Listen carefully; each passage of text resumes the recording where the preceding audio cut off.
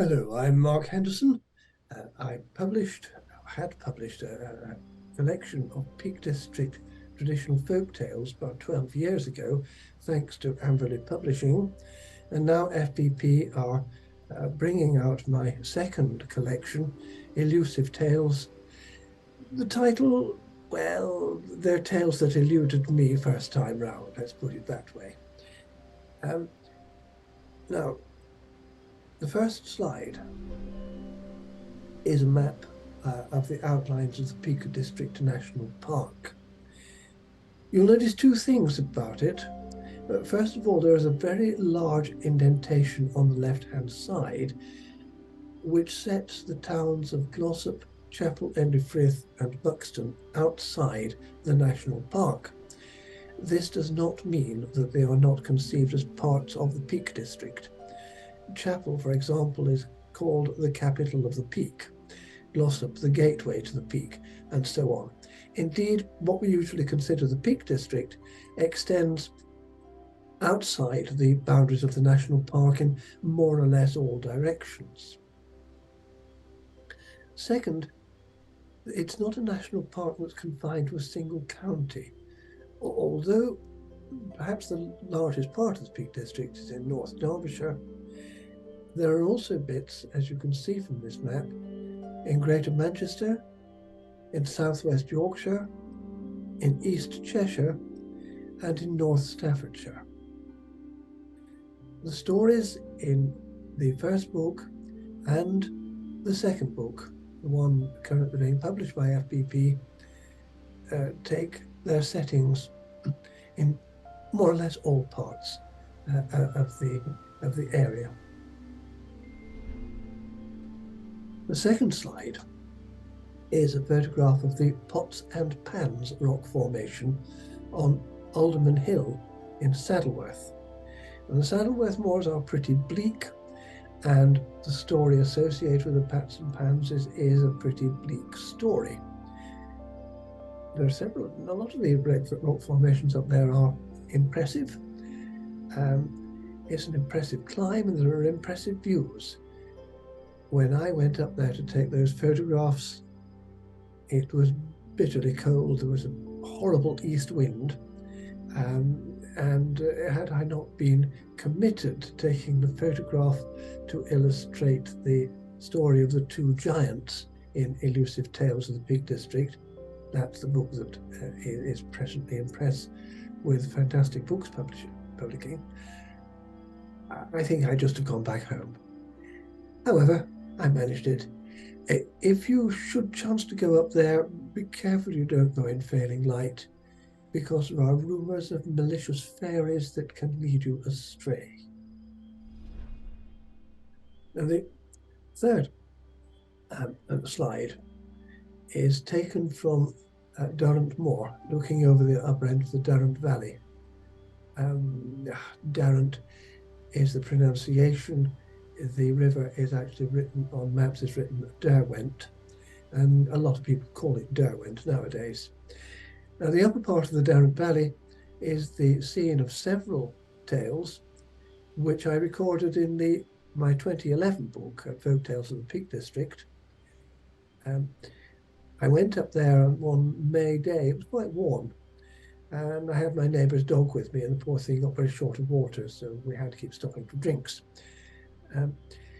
Up there, not far from where I took the photograph, is a rock formation called the Devil's Coach Horses. As you would imagine, there's a good story about that one. And further along on Houghton Moor is the Lost Lad. It's a cairn that celebrates the place where one young man was lost in winter snow. His ghost haunts the area.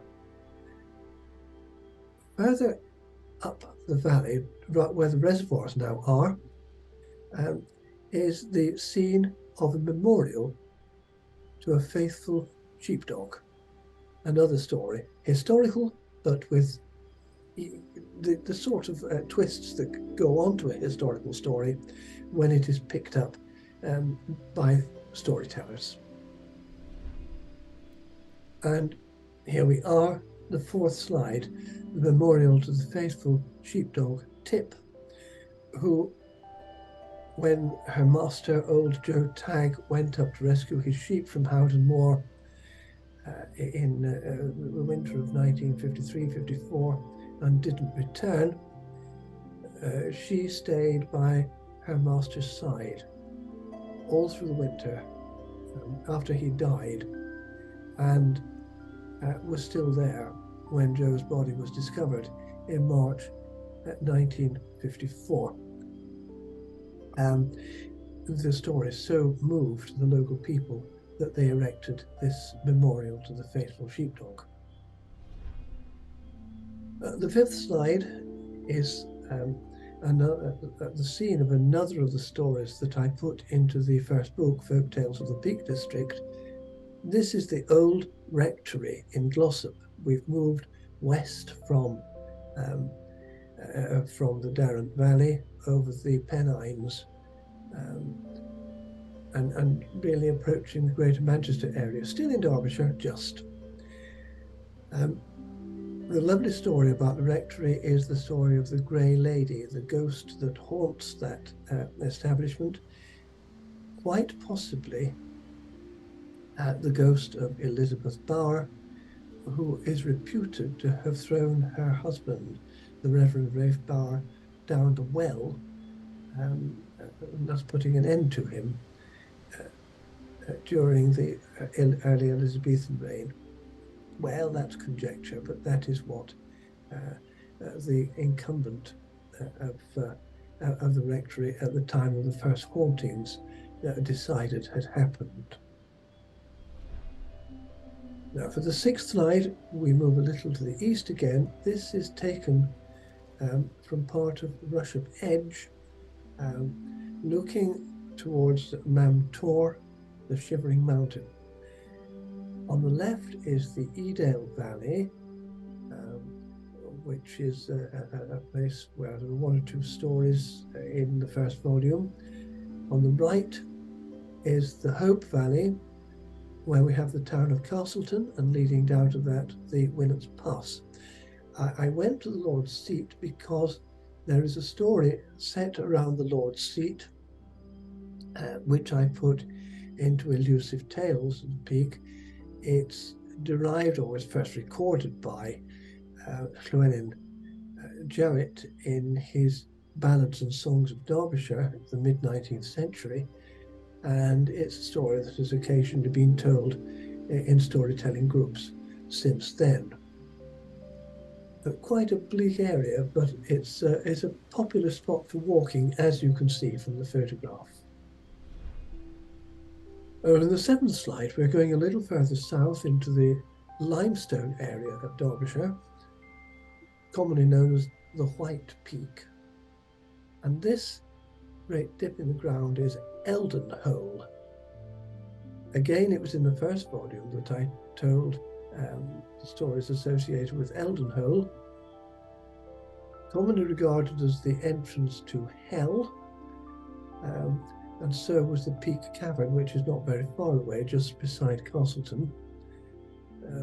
The local people back in, I think, the 17th century, maybe the 18th, decided to see whether these two entrances to hell were really connected. So they flung a goose down Eldon Hole. The poor thing disappeared from sight, honking as it went. And then the people crowded around the entrance to Peak Hole Cave and waited and waited. It took 2 days before the goose reappeared, flying out in terror with all its feathers singed. Now, the eighth slide takes us to the village of Eyam, which has acquired some national fame, even international fame, as being the village that self-isolated during the plague outbreak of 1665-66. At least a third of the population of the village died from the plague, probably rather more than that. But it was a decision led by the clergy, and here this photograph shows the cottages where the first victims lived. it spread like wildfire, of course, as these things do. In the church at Eyam, which is a very beautiful building, there is a stained glass window called the Plague Window, which, among other things, in the bottom right-hand corner shows that the images of Emmett Siddle and Roland Torr. Emmett lived in one of those plague cottages. Roland Torr lived in the nearby village of Stony Middleton, and the two fell in love and were going to marry, but then the plague came and Eyam isolated, and they were unable to meet. And in due course, Emmett died of the plague. Roland was safe because he'd stayed outside the self-imposed boundary, but he was bereft at losing Emmett, and he never married. So there they are celebrated in the Plague Window in Eyam Church. And the 9th slide, we go a little further south. This is the Winnets Pass just above Castleton. It's really quite dramatic. It's only half a mile long, but those rocky crags really are very dramatic to look at, and even more dramatic to climb. It was another cold day when I went up there to take that photograph, but fortunately I wasn't too far from where my car was parked, so I got back home before I contracted hypothermia. The Winnets Pass is famous because probably the best known local legend in the Peak District is the tale of the murders in the Winnets Pass. A young couple eloping to get married, so it is said, were set upon and robbed and murdered by 5 local men, and none of the 5 murderers really profited for long from the crime. It is a fascinating story because although 5 murderers are named, and many of them are traceable, most of them are traceable through parish records, the real names of the murdered couple are not known. Nobody really knows who they were. There's a great story there. Now the 10th slide shows the Turner Memorial Stone. This is in Yorin Lane. Now we're in the hills of East Cheshire. John Turner was a jagger, a packman, who died on his way home to Saltersford, which is less than a mile away, on Christmas Eve. The inscription, in case you can't read it, says, "Here John Turner was cast away in a heavy snowstorm in the night in or about the year 1755. The mason made a mistake. It was actually 1735. Now, the reason that goes in there will become apparent on the next slide. So now here is the 11th slide, and this is the other side of the Turner Memorial Stone. It reads, "The print of a woman's shoe was found by his side in the snow where he lay dead. One single footprint of a woman's shoe. No sign of injury on the body. And the 4 pack horses, though partly buried in the snowdrift, survived." Great unsolved mystery of the Peak District. There's a story about it in Elusive Tales. Now, slide number 12. This doesn't look like very much. It's a modern bridge, but that modern bridge replaces an old stone bridge called Castor's Bridge, which is at Grandbatch it's just in North Staffordshire. It's just outside the Cheshire border. the River Dane divides the counties at that point, and the River Dane is a very short walk from Castor's Bridge. It's the scene, or part of the scene, of one of the goriest tales from the Peak District, the Cannibals of Gradbach. That story I've told with due relish in Elusive Tales of the Peak District, and it is a great favourite at storytelling gigs. Everybody loves hearing about the cannibals, particularly when you have an audience with children. In the little village of Winkle, or where we go to this 13th slide in this show, there was a case of witchcraft back in the 17th century, the 1760s. Now, this is not particularly unusual, of course. There are a lot of witchcraft stories around at the time, but this is the story of Robert Hall, a God-fearing man who died suddenly for no obvious cause, and the locals were inclined to blame Mary Bagley of Wildborough, a village about 3 miles away, for Robert's death. And the parish constables arrested Mary, and it was discovered that there was a certain amount of bad blood between her and Robert Hall, although she had been taking some of her herbal cures to him. Unfortunately for her, the little box containing some of the dried herbs also contained the desiccated remains of a frog, which was enough to prove beyond reasonable doubt that Mary was a witch, and she was duly hanged after being convicted at the Cheshire Assizes. Alas, such stories were not uncommon throughout England at that time in history. Now, the 14th slide takes us to a story that I told in the original Folktales of the Peak District. This is a photograph of the defile known as Ludd's Church. The story goes that back in the early 15th century, when the Lollards were in retreat from the Lancastrian forces who were trying to get rid of them and impose the authority of the church, they held services here and were caught.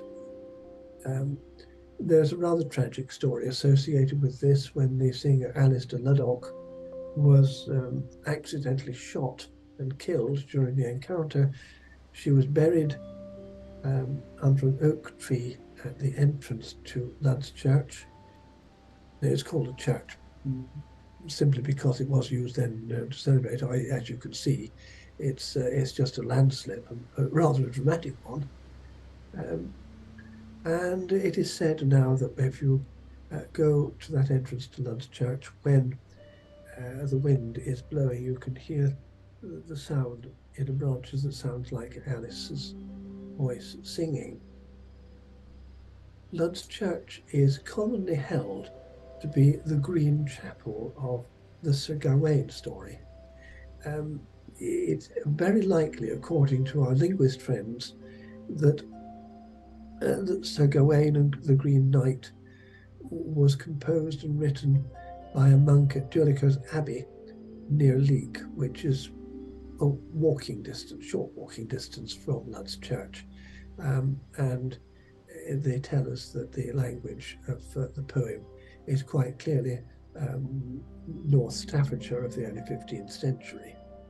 So, a possibility. The 15th slide is a photograph towards Whiteley Farm. This is another historical story, which, being a dramatic story, has been picked up by storytellers and is now part of the oral tradition. It's the story of John Maiden, who was employed on Whiteley Farm, and largely through the instigation of the farmer's wife, he began an affair with her and ended up, at her instigation again, murdering the farmer. He was caught for it and he was hanged from an apple tree in the garden of Whiteley Farm, and then gibbeted on a hill not far away. Again, that's a story that I have put into Elusive Tales of the Peak District. And in the 16th slide, we have a picture of another farm in that area, not far from Swithingley. Again, walking distance from Whiteley. This is Old Hag Farm. And that sounds like a pretty politically incorrect name, but it comes from the story that long ago, the wife of the farmer at this farm had the capacity to change herself into a hare and go off running, and she was chased by the dogs, and she used to give the dogs quite a lot of exercise. And one version of the story, the farmer knew all about it and actually got other local farmers to pay to have their dogs coursing her. Ultimately, she did get caught by one, and it damaged her legs, so she wasn't able to run so fast either as a human or as a hare after that. But it's one of the more charming witch stories in the Peak District. They're not all tragic or nasty. It's quite a funny one. The North Staffordshire section of the Peak District is very much dominated by this quite dramatic line of hills called the Roches. The name probably comes from, quite simply, from the French roche. It's a very rocky place. And there are a few stories associated with that part of the Peak District. One of them, which again I have put into Elusive Tales of the Peak, concerns a young woman who lived at Roach End Farm, and one day she went to leak no money on her because it was a very poor little place that they lived, 2 cows and not very much produce. She went to leak to see if she could actually afford to buy anything that would be nice to eat, and she saw some beautiful fruit on the market stall and was just wondering if she could possibly afford one of those nice apples when she saw a little man steal one and run away. So she alerted the stallholder, and they chased the little man, but they didn't catch him. The stallholder was very upset because he said, the fairies are always doing this, stealing my produce, but thank you for trying to help me. And as a reward, he gave her the apple that she'd wanted. Now, that could have been quite a nice story, except when she was on her way home, enjoying the apple, the little man whom she'd caught as a thief ambushed her and said, "You tried to get me arrested and punished, so now I shall punish you in return. You have to choose which part of your body you would like to lose the use of." Well, she thought this was just a joke, and she said, she'd lose the use of her little finger because that was no good to her. It didn't do anything. So at that point, the little fellow said, "All right, that's what will happen." Whereupon he disappeared, taking his half-eaten apple with him. And that evening, the girl was told to go and milk the cows, and discovered that she couldn't because, not having the use of a little finger, she just couldn't do the job, and was never able to milk a cow again for the rest of her life.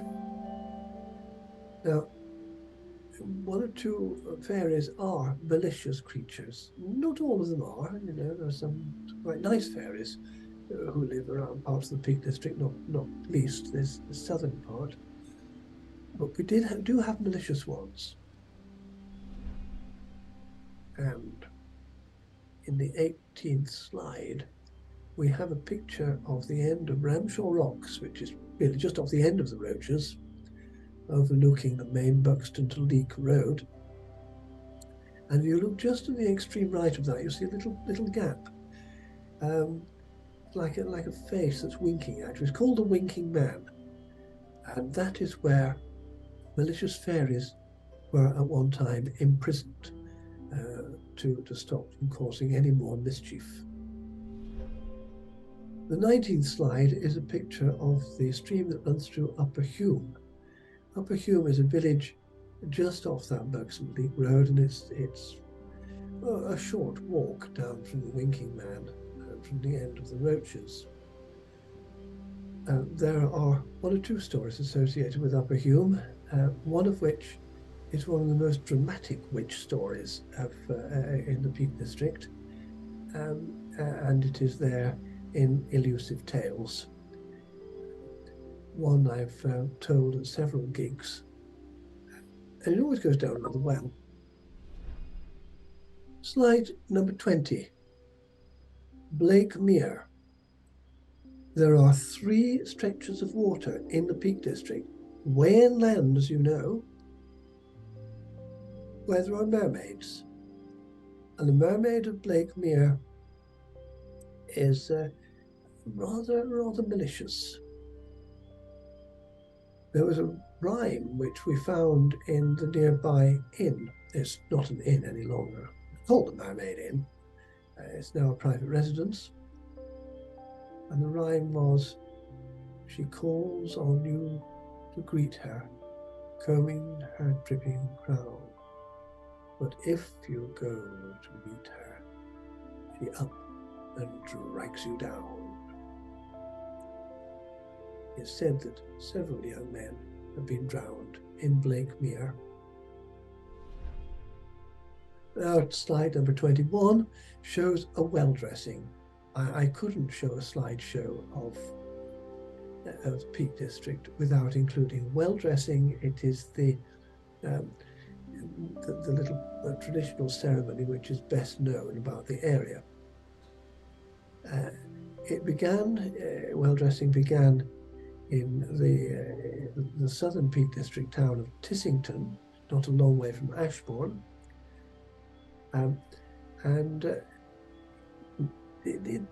As far as we know, the tradition dates back more or less to the time of the Black Death, when, although people right, left and centre were dying, this is 1348-49, there were no deaths at all in Tissington, and the people attributed their safety to the purity of their well water, and they just started decorating the wells after that. And they said they were revising an ancient custom. Well, maybe.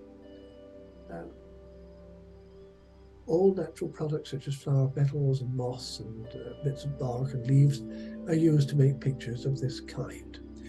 There is a rather lovely story about a quite non-malicious fairy, a very friendly one, that explains the origin of the well-dressing rendition. And I've told that story in the first volume that I wrote, Folktales of the Peak District. So The Widow and the Hog. On slide number 22, you're going a little bit to the west of Tissington and the home of the well dressing, and this is the name of St. Bernard. St. Bernard was an Anglo-Saxon saint who went to find a bride in Ireland and came back, and she was killed by wolves, and he was devastated, and that converted him to Christianity, and he became a hermit near Ilam, and this is a picture of the well that he had sunk and the bridge over the Manifold, which is also called St. Bernard's Bridge. The story of St. Bernard is again told in my original Folktales of the Peak District, And you'll find, if you visit Ireland, that you can find a good deal more about that saint in the village. And the final slide, number 23, is a picture of the ruins of Throwley Hall.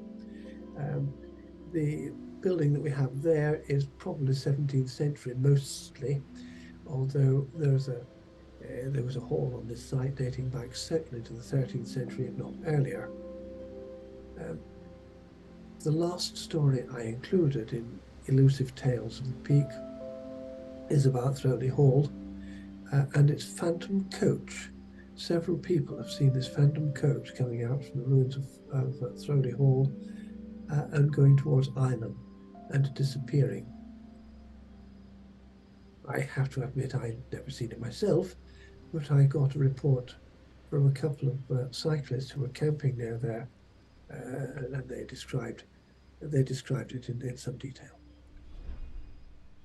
Well, that's just a very quick run through pictures of various parts of the Peak District and some of the sort of stories associated with them. Elusive Tales of the Peak will be published by FBP later this year, 2023. Folk Tales of the Peak District was published by Amberley Publishing in 2011. Still available either as an ebook or as a real book you can hold in your hand.